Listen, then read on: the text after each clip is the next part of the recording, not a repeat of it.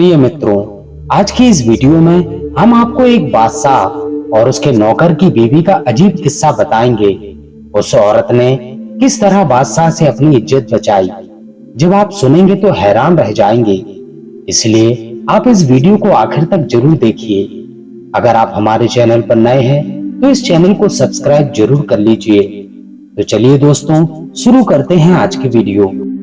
एक बार की बात है, एक बादशाह अपने महल की छत पर टहल रहा था। टहलते टहलते उसकी नजर महल के करीब एक छत पर पड़ी, जिस पर एक खूबसूरत औरत कपड़े सुखा रही थी। बादशाह ने अपनी एक सेविका को बुलाकर पूछा कि यह किसकी बीवी है। तो सेविका ने कहा कि बादशाह सलामत, यह आपके नौकर रमेश की बीवी है। बादशाह उस औरत की खूबसूरती पर आसक्त हो चुका था। उसने रमेश को बुलाया। जब रमेश हाजिर हुआ तो बादशाह ने कहा कि रमेश, तुम हमारा एक काम कर दो। हमारा यह खत पड़ोसी मुल्क के बादशाह तक पहुंचा दो और उनका जवाब भी लेकर आना। रमेश उस खत को लेकर अपने घर गया और खत को अपने तकिए के नीचे रख दिया और पड़ोसी मुल्क जाने के लिए सफर का सामान तैयार किया। रात को अपने घर में रुका और फिर सुबह पड़ोसी मुल्क के लिए निकल गया। वह इस बात से बिल्कुल भी अनजान था कि बादशाह ने उसके साथ क्या चाल चली है। उधर रमेश बादशाह की नजरों से ओझल हुआ तो बादशाह रमेश के घर पहुंचा और धीरे से रमेश का दरवाजा खटखटाया। रमेश की बीवी ने पूछा कि आप कौन हैं? तो बादशाह ने कहा कि मैं इस शहर का बादशाह, तुम्हारे पति का मालिक हूँ। औरत ने दरवाजा खोला तो बादशाह घर के अंदर आकर बैठ गया। रमेश की बीवी ने हैरान होकर कहा कि आज बादशाह सलामत हमारे गरीब खाने में। बादशाह ने कहा कि मैं यहाँ पर मेहमान बनकर आया हूँ। तो रमेश की बीवी ने बादशाह का मतलब समझकर कहा, मैं माफी चाहती हूँ बादशाह सलामत, पर आपके इस तरह हमारे घर आने से इसमें हमारी कोई भलाई नजर नहीं आ रही है। तो बादशाह ने गुस्से में आकर कहा, ऐ लड़की, यह क्या कह रही हो? शायद तुम मुझे नहीं पहचानती। मैं बादशाह हूँ, तुम्हारे पति का मालिक हूँ। तो रमेश की बीवी ने कहा, बादशाह सलामत, मैं जानती हूँ कि आप ही बादशाह हैं, लेकिन बड़े बुजुर्गों का कहना है कि शेर को कितनी भी भूख लगी हो लेकिन वह मुर्दों को नहीं खाता। और कहा कि बादशाह सलामत, तुम उस प्याले में पानी पीने आए हो जिसमें तुम्हारे कुत्ते ने पानी पिया है।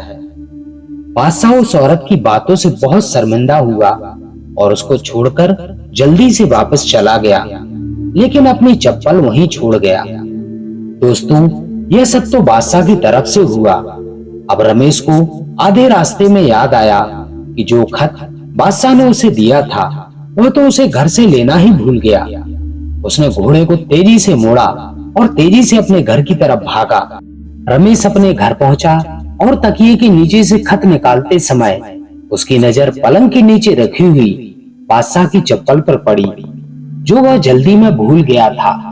तो रमेश हैरान होकर रह गया और समझ गया कि बादशाह ने उसको सफर पर इसलिए भेजा था ताकि बादशाह रमेश के घर जा सके और वह अपना मतलब पूरा कर सके। रमेश किसी को कुछ बताए बगैर चुपचाप अपने घर से निकल गया। खत लेकर चला गया और काम खत्म करके बादशाह के पास आया। तो बादशाह ने इनाम के तौर पर उसे 100 स्वर्ण मुद्राएं दी।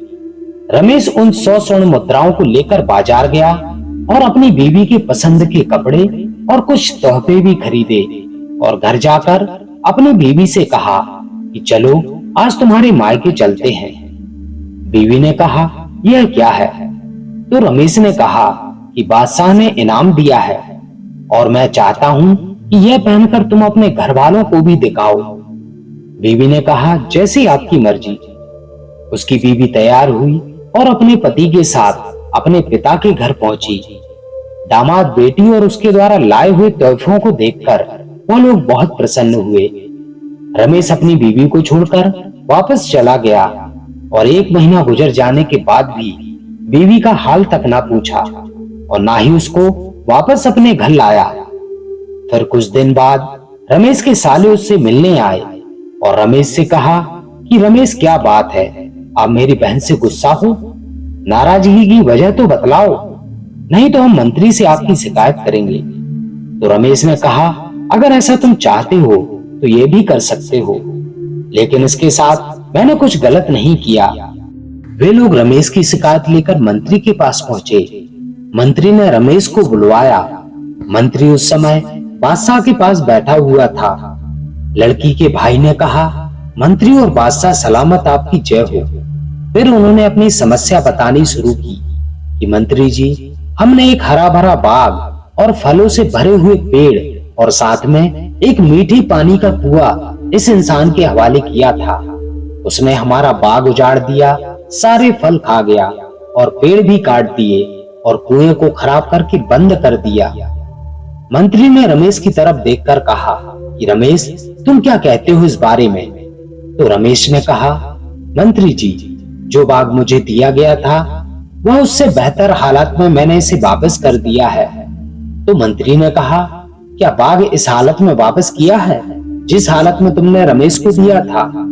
उन्होंने कहा, हाँ, वैसी ही हालत में वापस किया है, लेकिन हम उससे बाग वापस करने की वजह पूछना चाहते हैं। तो मंत्री ने कहा, रमेश, तुम क्या कहना चाहते हो इस बारे में? तो रमेश ने कहा, मंत्री जी, मैंने बाग किसी नफरत की वजह से वापस नहीं किया है, बल्कि इसलिए वापस किया है कि एक दिन जब मैं बाग में आया तो उसमें मैंने शेर के पंजों के निशान देखे।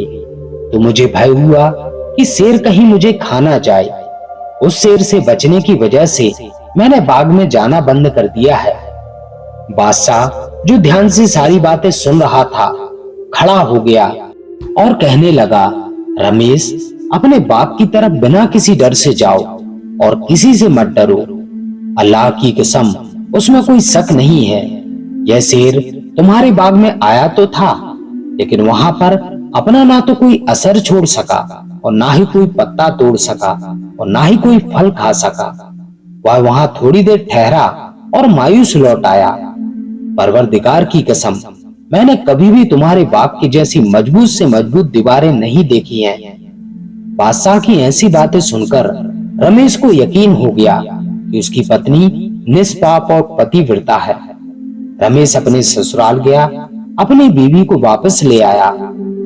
दोस्तों, यह रमेश और उसके सालों की और बादशाह की अक्लमंदी थी कि उन्होंने सारा माजरा मिसालों में ही सुलझा लिया और ना तो मंत्री को पता चल सका और ना ही दरबारियों को और ना ही किसी और को कि माजरा क्या है, ये किस बारे में बात कर रहे हैं। क्या अच्छा तरीका है अपने घर के राज छुपाने का।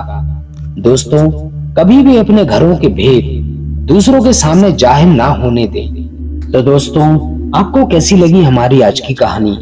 अपने कमेंट के माध्यम से हमें जरूर बताएं।